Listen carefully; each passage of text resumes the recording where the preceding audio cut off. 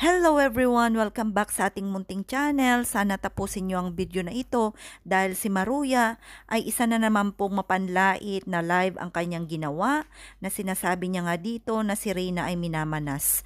Gaano nga ba ito katotoo at ano nga ba ang mga sinasabi ni Maruya patungkol kay Reyna? Na talaga namang hindi niya po talaga tinatantanan ang kwento ng buhay ni Reyna. Halina't sama-sama nating pakinggan ang mga panira na sinasabi ni Maruya sa kanyang live. Bakit po tabingi na? Hindi ko alam, Cesar. Yun ang yun ang kanilang yun ang kanilang ginawa. Kasi parang pinalitan ata nila yung postiso. Hindi naman ganyan ang postiso ni Reyna eh. Parang siya, parang kinakagat ni Reyna yung niya, kaya yung siguro hindi siya komportable sa ngipin niya sa taas. Kaya kinakagat niya. Sa karamihan ng kanyang picture, ganun naobserbaran ko. Nung siya nasa Lunita, ganun din ang kanyang picture.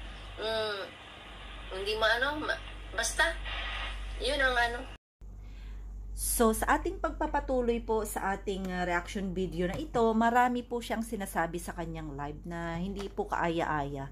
Kaya naman ang masasabi ko lang ay sana po iwasan po natin ang mga klaseng reactor na ganito. At ayon pa sa kanya ay talagang pinabubulaanan niya or talagang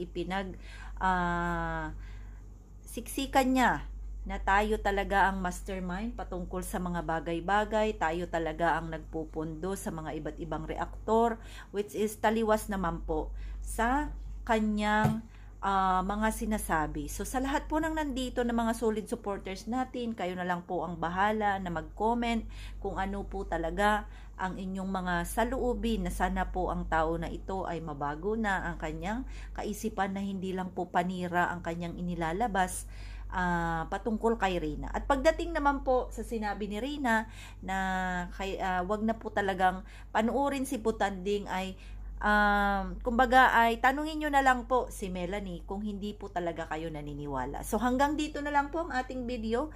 Basta para sa akin ay sana manatili tayong matatag at manatili po tayong solid, Reyna. Maraming salamat and God bless us all. Salamat po sa ating mga bagong subscribers, sa ating mga bagong supporters. Sana pag-like and share ang ating live, at salamat po sa hindi nyo pag-skip ng ads.